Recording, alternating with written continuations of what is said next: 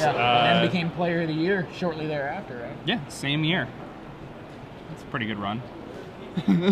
Yeah, seriously. So that'd be like the online Champion of the Year and the Player of the Year in the real life. So, all right, looks like the guys are getting ready to get started here. So there's Reid on the right. He's both players playing TBD, which is a TBD mirror. Yeah, and actually we know that Chris is playing Delver and Reid is playing Blue-Black Control. Okay, so there you go. We get that up on the screen there. Jesse's working on it. Chris is a legacy player. I haven't really seen him play any standard, but whenever there's an open in Virginia, Maryland, this neck of the woods, we usually see him. And he's top 8 at a couple opens, legacy opens, usually playing decks like Sneak Attack or Storm. He likes to play combo decks. It's the first time I've seen him play standard. And here he is with a turn 2 Delver of Secrets. Yeah, so this is just looks like a classic kind of blue-white Delver. Nothing too fancy. Looks, yeah, pretty standard to me. Pretty stock list. Reid has the Ratchet Bomb there, and remembering to pay for his pact. Oh wait, it's a different format. Reminder, I think, just to tick up the Ratchet Bomb. I guess is that. You know, there it is. Chris had an instant that he could have revealed, but he chose not to because the Ratchet Bomb was on 0, and he wanted to get in for that 1 point. Right. Yeah, and he forces Reid to use it now too. So it's just 3 point of damage for him. Well played. Oh, so Reid has Liliana, follows up the activated Ratchet Bomb, takes out the Delver with that, and then Liliana takes out Geist of St. Traft. I mean, that's about as good as it gets for Reid as far as answering Chris's threats.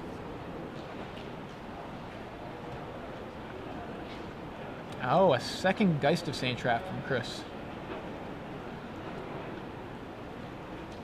We're going to see whether or not Reid wants to take up that Liliana. He may just, let Chris swing into it, but, if you don't take it up here, you risk Chris just starting to ignore it. So, yeah. It's a little dangerous. I did a deck tech earlier with Reid, but it was for his legacy deck, so you guys can look forward to checking that out later on in the coverage.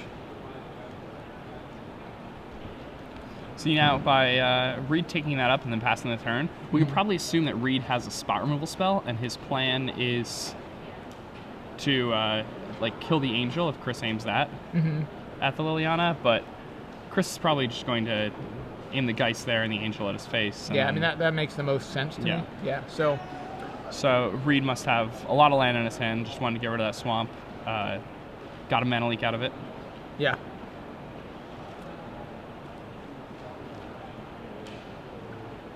Think twice from Reid. And he thinks twice. Twice. Yeah. So Reid drawing a lot of cards, doing pretty well, keeping the board roughly, fairly clear. It's Geist is going to be a little tough, but he can. He's got some ways to dig into his deck. Yeah. Now Chris has open mana too, which makes things difficult because, Reid is going to be dealing with this Geist, but he also has to deal with more land haunt tokens. All right, so he goes a curse into a mana leak. Yeah. And I have a feeling Reid expected that. Maybe thought, well, I got rid of one mana leak. It's pretty likely he has another. I think that. Yeah, if he discards one, it's going to be unlikely that he's leaving himself with a hand that has no counter matching against Blue-Black Control when they're about to be on 5 mana. Yeah. So Reid takes a big hit down to 8 from Angel, Geist of St. Traft, and a Spirit token.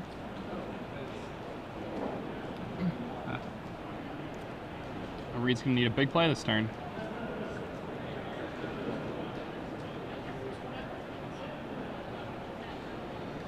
Land go. So Chris threatening lethal now if he makes another token. And he does. Chooses to do so.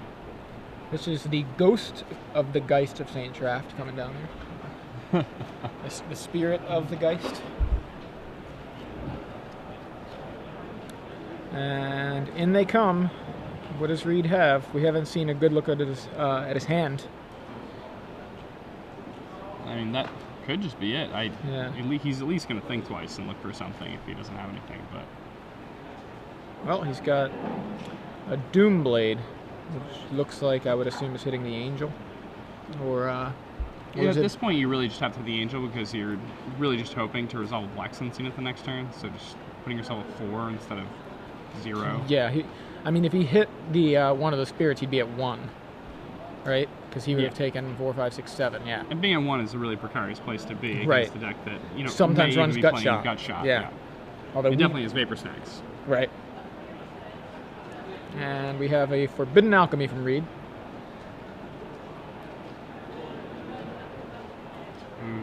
Fails to find a Black Sun Zenith. Does he have a land? Okay, he can Snapcaster Doomblade, but that's not gonna. He's From gonna need 2. more than that. Yeah. Well, he's at 4, so he's gonna. No, he's got a Snapcaster.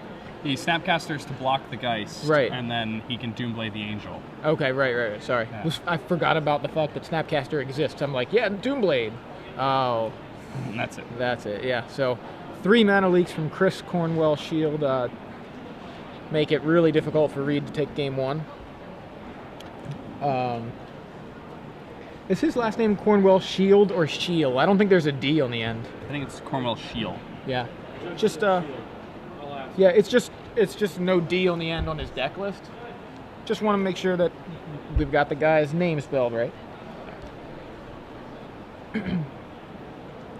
Yeah, that was looking okay for Reid until we saw the second Geist of St. Traft, and then having that many mana leaks against the blue-black deck. I think that's pretty much what did Reid in game 1. It's kind of an interesting battle as far as personalities go. Chris is, very Eccentric. yeah, he's a fun guy. He gets like really excited when he plays. When he's winning, he plays really, really well. You watch him play and you're like, wow, this is awesome. When the second something starts to go wrong, he starts to, like he can go on tilt. He's, and I mean, he's just like somebody who's like emotional with their style of gameplay. That's Whereas interesting, Reid is somebody who is so He's stoic. level-headed. Yeah, he's very stoic. He is just the Iceman. He's so good at Magic. I mean, He's going one of those undefeated- people who blows my mind. Yeah. I can't even imagine going undefeated in a Grand Prix. I mean, how many rounds was that? Well, he had 3 buys, so Well, he went undefeated 6, for those. Then 6, 12, 15. So it was a 15-0. That's ridiculous. 18-0 if you count the buys. Well, they have. Let's check out the sideboards. So we've got 3 purges for Chris, very likely coming in to take care of any resolved curses, or Liliana's that may be causing trouble. So he's got 3 even, purges. Bloodline Keeper. I don't know if it doesn't look like there are Bloodline Keepers in Reid's deck, but Grave Titan's pretty reasonable to get rid of too. But yeah, purges have plenty of targets, so the purges will come in. He's got a Jace Memory Adept, probably for exactly this matchup. He's got 2 Dissipate and a Negate. I mean, he could use all of those. he's got to be careful about siding out too much, though. Right. I agree. I think I'd prioritize Purge then Jace. All 4 of those, but I mean, the really nice thing about Jace in the Delver deck is it's hard to cast because hitting your land drops up to that point it can be tough. But if you do hit your land drops, your deck applies a lot of pressure in the early turns of the game, and it really forces your opponent to tap out on that key turn. So like on turn 5, Reid's going to go for a Curse. On turn 4, Reid's going to go for a Black Sun Zenith. And that gives Chris the opportunity to resolve a Jace. Yeah. And when he does that, it's really hard for Reid. It's not Jace the Mind Sculptor, but it does a fair impersonation. it might be better against blue-black control. You just start pointing at them and they die. Yeah, I think I've seen several players now. Chris isn't doing this, but I've seen at least two people having the Moorland Haunt in the board, like an extra Moorland Haunt in the board, for exactly that kind of thing, where you wanna be playing against the control decks. You want to hit all your land drops. You want to play Jace. So, And Chris's 21 lands, the norm when you're playing these blue-white Delver decks. right. So going up to 22 against the 22 control is deck nice, especially when you're trying to bring in Jaces. Right. Well, most of the people who have extra lands in their sideboard also have like 2 Jace, sometimes even 3. Yeah. So let's look at Reid's sideboard. He's got a Jace of his own, but he's got an additional Black Sun Zenith, additional Ratchet Bomb. He's got a Tragic Slip, which I assume he'll bring in, a Doomblade, another Curse. He's got a Phantasmal Image. I don't know if he needs that necessarily. That's probably more for Thrun. Yeah, so I think he probably just brings in the maybe a little more removal and mass removal. Anything jumps out at you besides that? Meantime, I Reid don't is think so. I think he just brings in like the Doomblade, the Tragic Slip, and the Zenith, Reid and like is the bomb. resolving a Gitaxian Probe. Saw Snapcaster, a couple of lands. Didn't quite get a chance to to read it out for you. Well, we have a Probe back, so we'll get to see Reid's hand here. Zenith, Curse, Liliana, Land. I think it's Swamp, or Swamp Blue-Black land. Can't tell. It is a drowned catacomb. To value So, right through. Sign Liliana. That's nice. Whew. That's a lot of mass removal. So, Oh, yeah. Right now, though, the only problem I see is that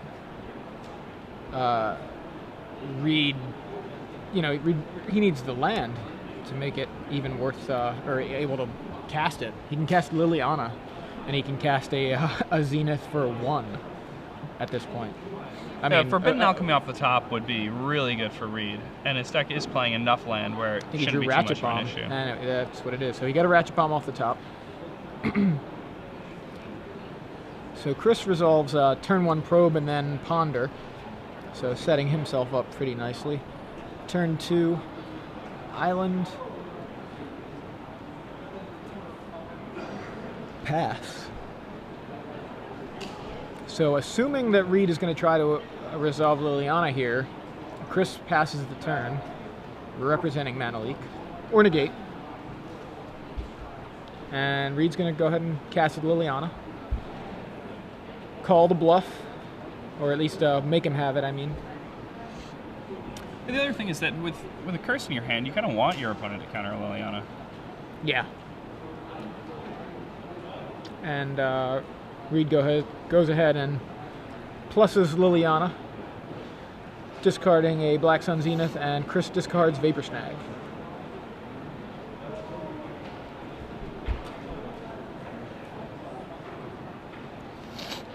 Interesting, the Vapor Snags are still in Chris's deck.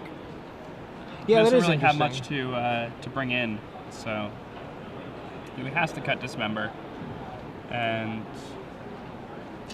yeah. All right, we have a Snapcaster on the stack, and he's going to flash back a Ponder. It's going to make Reid work to keep that Liliana on the table. And Reid may just trade his Ratchet Bomb for the Snapcaster. Yeah, and keep plussing Liliana. Yeah, there's not a good way for Chris's deck to interact with it if he's not attacking. Yeah. He doesn't have a Moorland Haunt. And he apparently didn't have the Mana Leak to keep it from coming down in the first place. Then again, Reid could always just minus the Liliana. And Right, and kill the Snapcaster that way. Yeah. Save the Ratchet Bomb. Reid's got a couple of options here. Now, I mean, is he facing very little pressure? Snapcaster Mage, not too scary. So Reid ticks it up to 2, ticks the Ratchet Bomb up to 2. Do you just keep trying to, no, okay. I was going to say, do you try to ultimate Liliana here? But, yeah, I mean, I think Liliana's primary role is as a control card, not a, hey, I'm going to ultimate, and make you lose basically half your board. Liliana's an interesting card. A lot of people thought that it, wasn't as powerful as they had initially thought, but there are some people whose playstyles really lend themselves to using that card well. But like, Gerard Fabiano with Liliana is much scarier than Neural Person. Reid Duke is definitely somebody like that also. I mean, didn't Reid play that Pox list with Liliana at the last Invitational? Did pretty well with it too. Yeah, That was the coolest deck ever. That was awesome. Veteran Explorer. Yeah. So it looks like Chris is attempting to resolve Geist of Saint Draft, and Reid knew about this because of the Jaxian probe. That's why he's been taking up this bomb this whole time. Yeah. So here he's got options. Yeah. So Geist resolves. He's going to play Curse. So and he did not tick up the Ratchet Bomb, but he'll trade his Liliana for the Geist. And that Curse is bad news for Chris unless he has access to a Celestial Purge, which he may very well. Let's see. Oh, okay, he taps 1 for a Ponder. Looking for that Purge, presumably. One would expect. Yeah. I don't care. I'll just play Honor of the Pure. Where did that come from? So there's a Moorland Haunt and a second Geist of Saint Draft. Chris again with double Geist, 2 games in a row here. Reid ticks this one up, ticks up the Ratchet Bomb this time, and double Curse. Luckily, Maelstrom Pulse not in the format, so double Curse not such a problem. And, You're not too scary to do that takes care of the Geist. I really like cards like Maelstrom Pulse. They encourage you to play differently. Well, go play Modern then. God.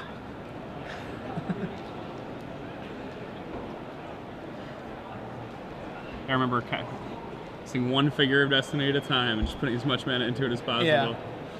Maelstrom Pulse. All right. Second figure. It's another one. It's a 4/4. Your gen deck doesn't do anything. So Chris is building up to Iona mana here. Actually, looks like he may be digging for Jace too. At this point, he's got 5 mana here. He thought Scours himself. Can't quite see what he lost. I mean, besides the Glacial Fortress, I don't know what the spell was.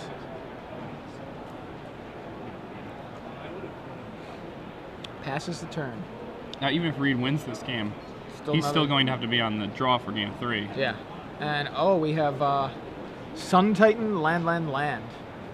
Sun Titan's not something I expected Chris to bring in necessarily, but, I mean, it was something I considered, but didn't even say anything because I didn't think he'd bring it in. Maybe, It's a pretty reasonable choice here. Yeah, I mean, Reid taps out on those turns a lot, and it dodges a lot of the stuff that Reid is presumably going to bring in to beat you. I think, I was prioritizing those Purges and the Jaces, and like you said, you don't want to side out everything. You don't want to side out a ton of stuff, so I kind of thought maybe the Sun Titan was just not as high a priority as the Jaces and the Purges.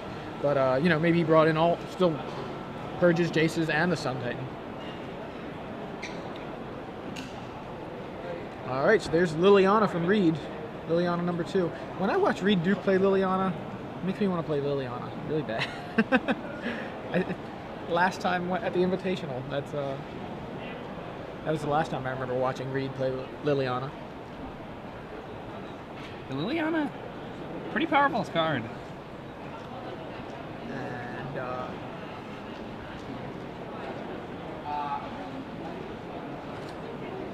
now, so Chris is in a really rough spot here. I mean, it's almost over. Reid has 2 curses in play.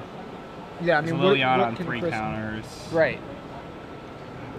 Reid just played that Liliana, and I don't think he didn't do anything with it. He didn't activate. He didn't +1 it.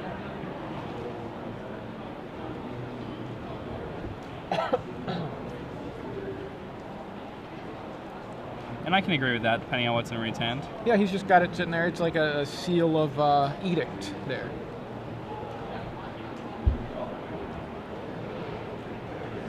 He no longer has to fear Geist. Okay, so I see a Batterskull, I think. Maybe I didn't. So he plays a land. I thought I saw a Batterskull.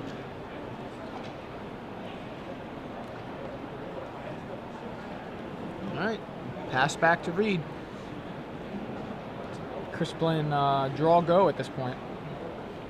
Yeah, and the draw go game certainly favors the blue-black deck. Yeah.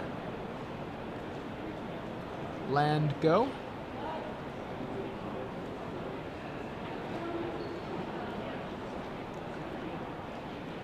So Reid at this point does not need to fear Geist. He just immediately dies to curses. Does not need to fear the Sun Titan. Does not need to fear any swords that may have stayed in the deck.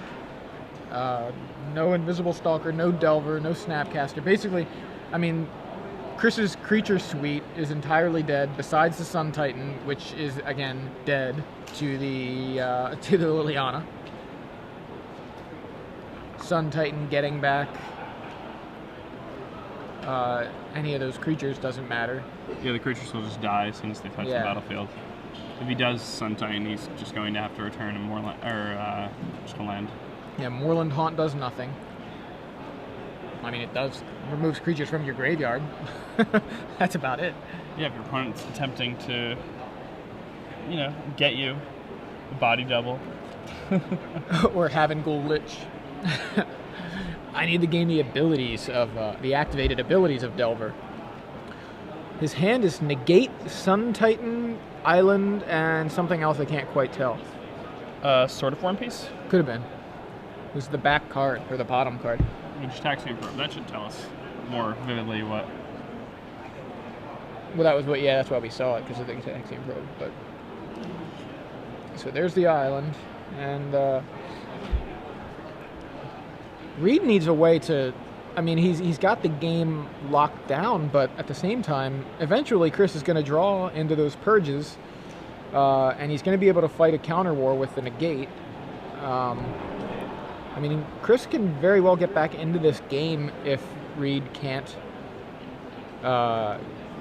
capitalize on this window. I mean, it's a pretty wide open window, but Reid decides to plus one Liliana. Is just so backbreaking. I mean, I think Reid's got this, but yeah, at this point, you need to start doing something proactive, and I think that's what's happening here. Reid is drawing and then just plussing Liliana. He's gonna half Armageddon Chris, I think. He may even tick Liliana up above her ultimate just to keep her around, if he's got the time, which it appears he does. Yeah, it looks like he's just got all the time in the world. Double Curse does that. He doesn't have to worry about any shenanigans at all. He's got 3 curses total in the deck, and I presume he brought in the third one. There's a Purge, and the Purge is targeting Liliana. And Reid's fine with that, so.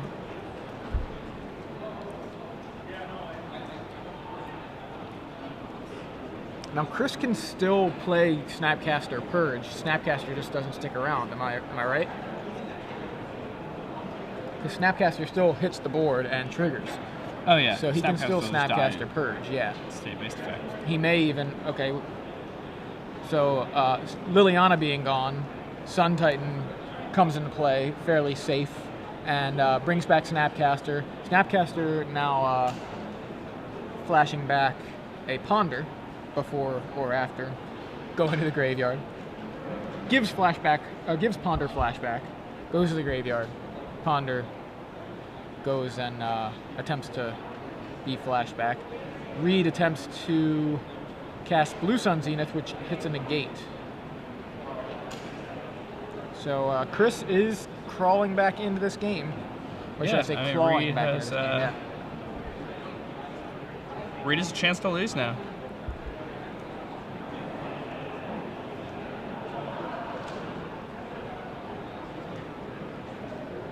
It does still seems unlikely to me, even with the Sun Titan.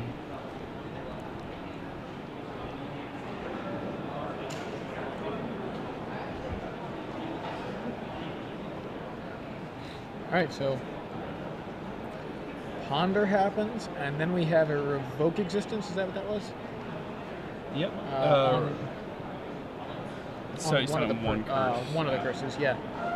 So. Ooh, a Sorin from Reid. Sorin's a pretty sweet card.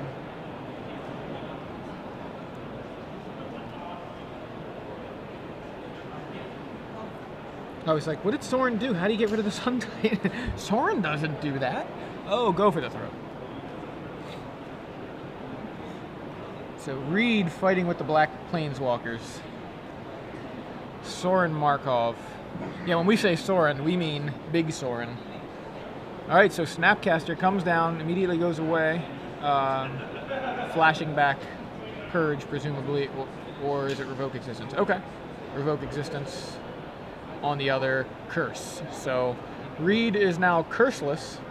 Does have Sorin right now, but there is still a Celestial Purge in Chris's graveyard, which Chris may be able to Snapcaster back. All right, so here's Liliana number 3, and Sorin again ticking up here. If Sorin can get out of hand, it's it's a pretty is powerful that- spell. Sorin Markov. Oh yeah, oh yeah.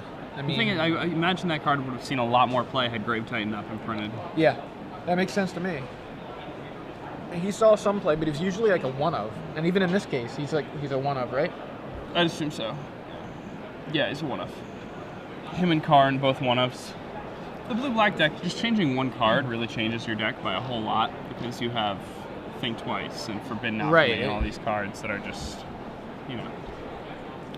So now that the curses are gone, Chris takes advantage and activates Moorland Haunt, gets a Spirit, resolves a Rune Chanter's Pike, and equips the Spirit. Spirit comes in at Liliana, you're going to take her out.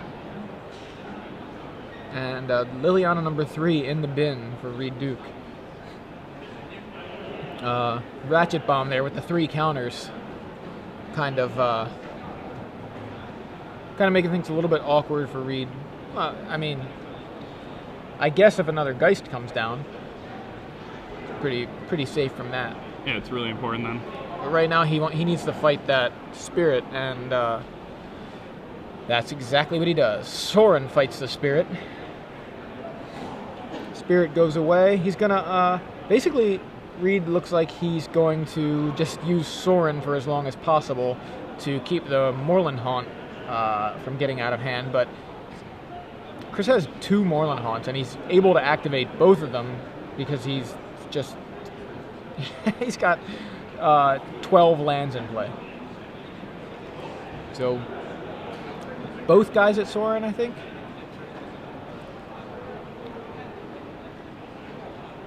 Sorin goes down to 2. What does Reid have in his hand?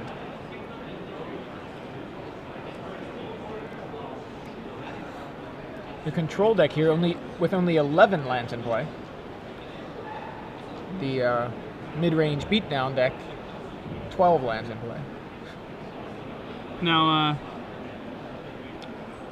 one thing that I'm interested to see here is whether or not Reid has decided to sideboard in the Despises for this matchup when he's on the play. It doesn't look like he did, but Yeah, we haven't seen anything yet. I'd like to ask him afterward.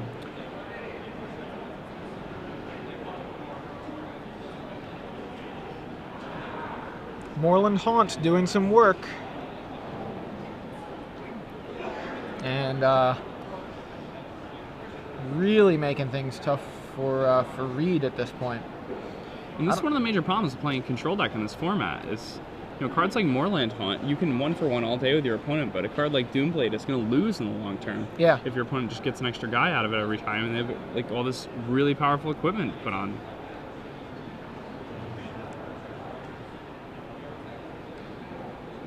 And there goes Sorin.